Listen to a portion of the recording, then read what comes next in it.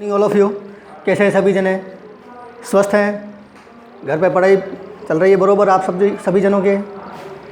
हम अभी इस कोरोना महामारी की वजह से ऑनलाइन क्लासें ही पढ़ रहे हैं।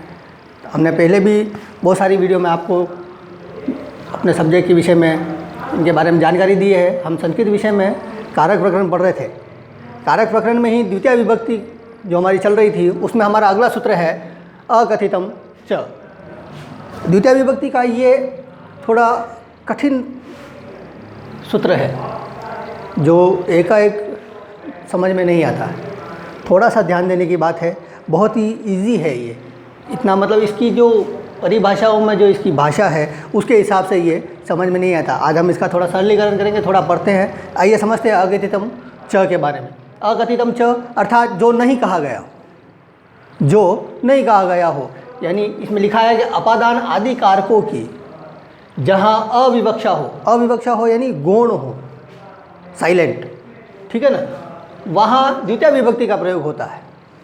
यह सूत्र 16 द्विकर्मक धातुओं में होता है।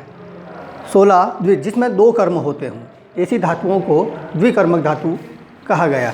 एक होती है सकर्मक, एक होती है द्विकर्मक। तो ये द्विकर्मक धातु है, ठीक है। तो उन 16 धातुओं के बारे में पढ़ते हैं। अपादान आदि कारकों की जहाँ अविवक्षा हो, ये लाइन इसलिए लिखी गई है कि जहाँ 2 कर्म होते हैं तो एक कर्म से कोई चीज़ वस्तु अलग होती है, और जब कोई वस्तु अलग होती है तो उसमें पंचमी विभक्ति का प्रयोग होता है।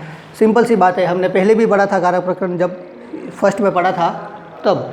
तो इस सूत्र से उसमें द्वितीय नहीं हो, उसमें पंचमी नहीं होकर द्वितीय विभक्ति का प्रयोग होता है। तो पहला इसका सूत्र है, पहला इसका जो द्विकर्मक धातु है वो है दूह। दूह यानी दूहना।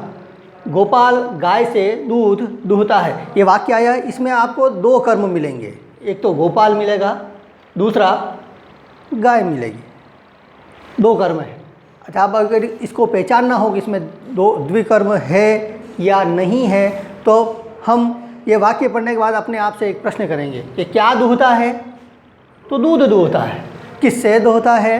तो गाय से दोहता है। तो इन 2 प्रश्नों के उत्तर जहाँ आए वो द्विकर्मक होती है। एक बार वापस, क्या दोहता है? दूध दोहता है। किससे दोहता है? गाय से दोहता है। अगर इन 2 प्रश्नों के उत्तर हमें उस वाक्य से मिलते हैं तो वो वाक्य द्विकर्मक कहलाता है। ये हमने एक शॉर्ट सी पहचान बताई है मैंने आपको, इसको ध्यान रखना, अंडरलाइन करें इनको। गोपाल गाय से दूध दोहता है तो द्विकर्म है। प्रश्न किया हमने, क्या दोहता है? दूध दोहता है। किससे दोहता है?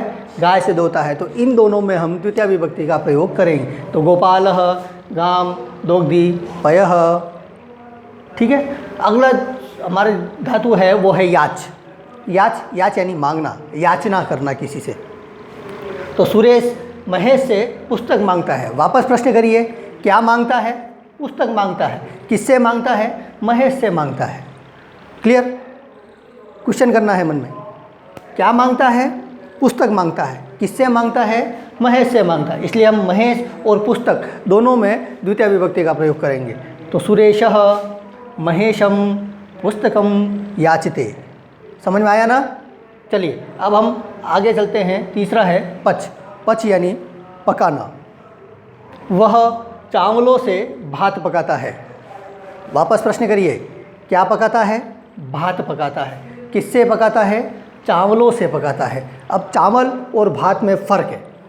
अभी तक हम चावल और भात को एक ही मानते हैं, मगर जो कच्चा होता है जिसको हम मार्केट से परचेज करके लाते हैं वो चावल कहलाते हैं।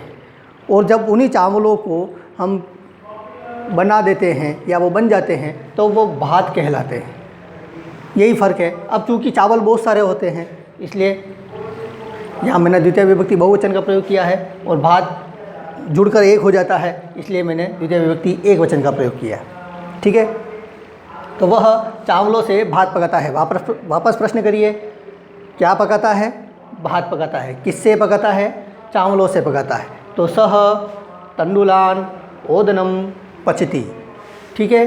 चौथा है दंड यानी दंड देना। राजा गर्गों को 100 रुपये का दंड देता है। क्या देता है? 100 रुपये का दंड देता है। किसको देता है? गर्गों को देता है। तो गर्ग एक जाति है, तो गर्गों को दंड। तो राजा का नृपः या राजा का राजा भी लिख सकते हैं, दोनों रूप चलते हैं इसके। तो नृपः गर्गों को, चूँकि गर्ग बहुत सारे हैं इसलिए द्वितीय विभक्ति बहुवचन का प्रयोग है, गर्गान 100 रुपये, तो शतम दंड देता है तो दंडयति। नेक्स्ट धातु है प्रच। प्रच यानी पूछना। वह बालक से मार्ग पूछता है। किससे पूछता है? बालक से। क्या पूछता है? मार्ग। ठीक है, तो सह माणवकम पंथानम पृच्छति।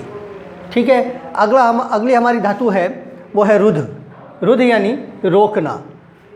ग्वाला गाय को वज्र में रोकता है। ठीक है, ग्वालह गाम व्रजम रुणधि। नेक्स्ट है ची। ची यानी चुनना। माली लता से पुष्प चुनता है। प्रश्न करिए, क्या चुनता है?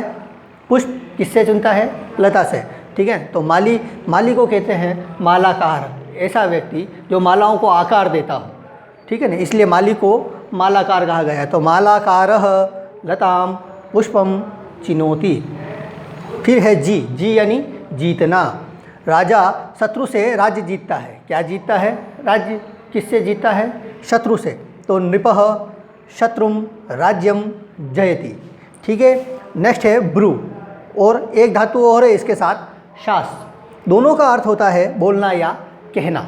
एक ही बात होती है, या तो बोलना या कहना। तो गुरु शिष्य से धर्म कहता है, ये वाक्य है। तो क्या कहता है? धर्म कहता है। किससे कहता है? शिष्य से कहता है। तो दोनों में द्वितीया की।